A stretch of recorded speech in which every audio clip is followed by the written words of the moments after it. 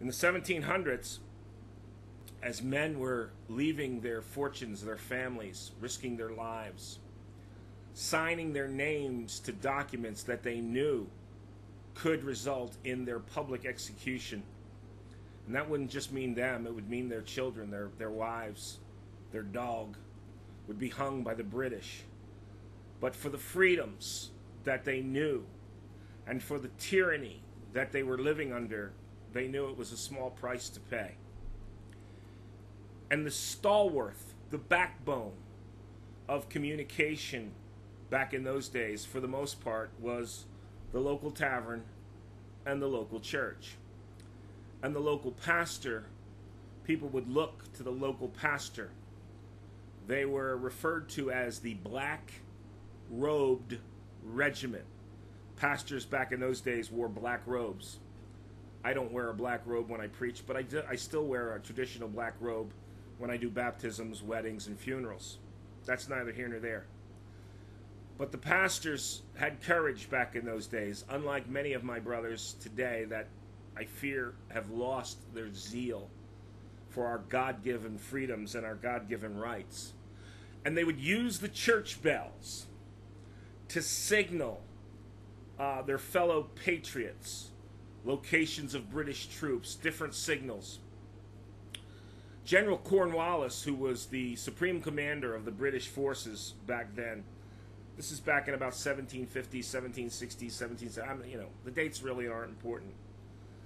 But the Constitutionists, the Patriots, in 1752, commissioned the casting of what we know today as the Liberty Bell, and proclaimed on that Liberty Bell, it said to proclaim throughout the land unto all the inhabitants thereof liberty. And growing up in the Philadelphia area, back when I was a kid, I don't think you can do it anymore. But I actually on several times, maybe my friend Bart Carmichael will remember this, I think we actually were allowed to put our hands on the Liberty Bell. You could actually touch it. Can't do that anymore. It's all, under bulletproof glass and protected by the park services. But Cornwallis figured out that the pastors and the churches the bells in the churches were being used to communicate. And so Cornwallis signed an executive order. Executive order? Where have we heard that before? That all the bells in all the church towers shall be confiscated. And they were. So they were melted down to be used for armament and bullets, but mainly Cornwallis wanted those bells gone so that the patriots using the churches could not communicate with each other. Communication. And a couple guys got together, I don't know how many, when it came to the Liberty Bell and said the British may be confiscating all the bells in the colonies, but they're not going to get this one. And these men risked their lives to take that bell all the way from Philadelphia, all the way up to Allentown. They made a stop in Quakertown. Now, I was a Quakertown police officer for a while.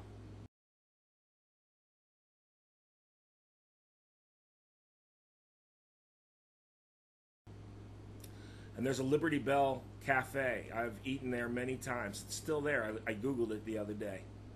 Where they hid the Liberty Bell for a while. And I was actually in that tiny little room with that dank little window. Same exact window, same exact lead-based paint. Same wood-slatted floor where they hid the Liberty Bell. Simply because they said, they're not getting this one. And that's what I want to talk to you about for just a few more minutes. I want those of you that are part of this resistance against the tyranny that we see resurfacing in this country, resistance that our forefathers literally gave up their lives, their families, and their fortunes to fight against. Those of you that are on the cutting edge, and my admiration for you knows no bounds. I would name some names about some of the YouTube videos that are out there that are standing up and pointing out, but I'm afraid I would leave some out. You may have seen I've been doing quite a few interviews lately, and to these fellas' credits, and women too, that are doing these videos, none has told me not to speak about Jesus, because I won't go on unless I'm able to lift up Jesus Christ, redeeming the time, for the time is near. It tells us in Titus and in 1 Timothy. But I want you to start thinking about what I experienced in 2011. My wife and my older daughter, my middle daughter, actually were separated. We were separated by the Pentagon bombing. No cell phones. There was no Facebook back in those days, but you didn't communicate by internet anyhow, but there was no internet. The government had seized all the landlines and all the cell phones, so there was no way for us to communicate for each other. For several hours, my wife, who I told to pick up my daughter Sarah and come home because I thought we were going to go I thought we were at war. Nobody knew what was going on at that time. But we were separated for several hours, not knowing. My wife thought Stephanie and I were dead, and we thought that our daughter Sarah and my wife were dead. I joke and say when we finally got back together again some 6 or 8 hours later, our reunion was so tearful and so joyous, we were the Grateful Dead. Get it? Grateful Dead. But I want you to start thinking about what life is going to be like without this internet.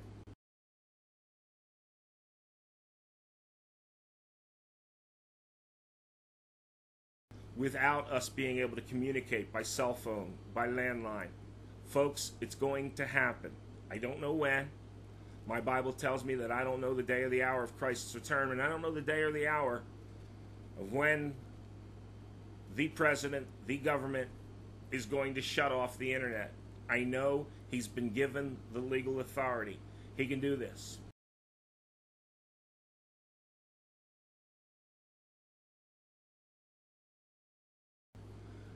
So I don't want this to take you by surprise.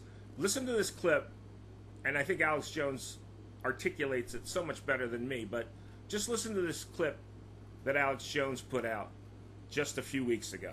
Climate they think is safe. When they start moving against everybody, it means they're just doing it. And what did Matt Drudge warn us about last year? I'm going to play that clip when we come back. He said these are internet ghettos, which are gulags, basically, step one.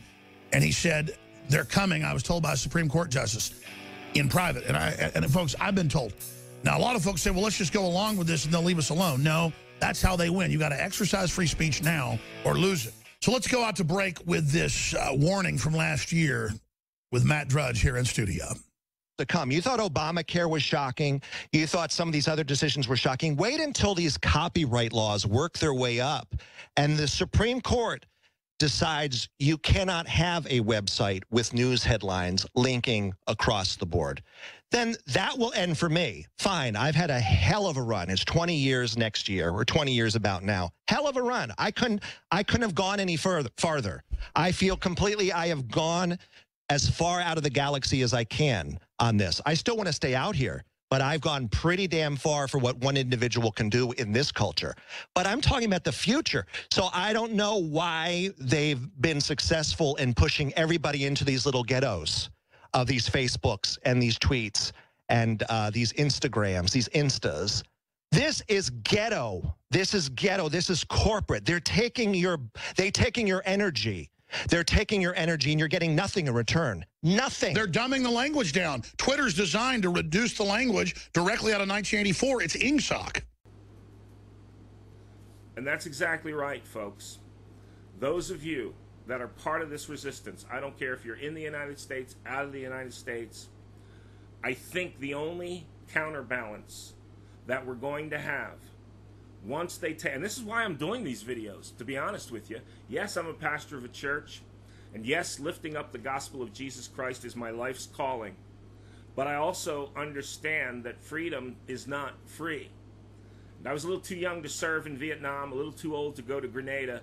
So my military service was that of my work as a police officer, and then later on as a bodyguard. I bodyguarded Pat Buchanan.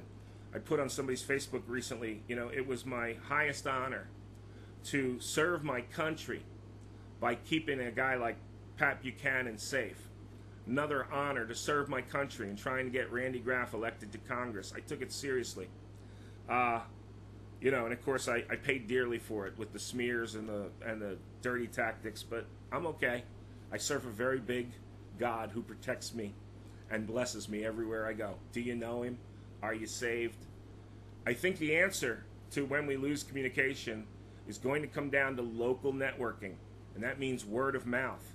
We're not going to be able to pick up the phone and call our buddies. We're going to have to be in contact. Some have suggested CB radios. Okay, my guess is they're going to figure out a way to jam those radios. So unless we have carrier pigeons, I'm encouraging all of you to not just put these videos out, but also to start networking. Don't advertise it on the internet. Don't let the government know any more than they have to know.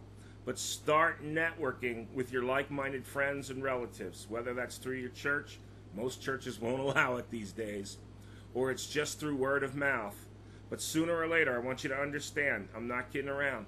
They are going to shut off the internet. They are going to stop us. As Mr. Jones articulated, they're going to put us in electronic or virtual ghettos by cutting off our ability to communicate with each other, and then right after that, our ability to travel from one area to another without papers or without government permission. It brings me no pleasure to talk like this, but I'm also a realist. And I know this reality scares a lot of people because of the normalcy bias. Nobody wants to believe that these things could actually happen. But I know they're going to. And I know that's why the Lord allowed me to go through what he allowed me to go through on 9/11 so many years ago. It could happen again. Listen, folks, again, I don't do this to scare you, but it is the end of the world as we know it. I feel fine. I hope you do too. God bless you. God bless the United States of America, because it can all go dead tomorrow. Think about that. God bless.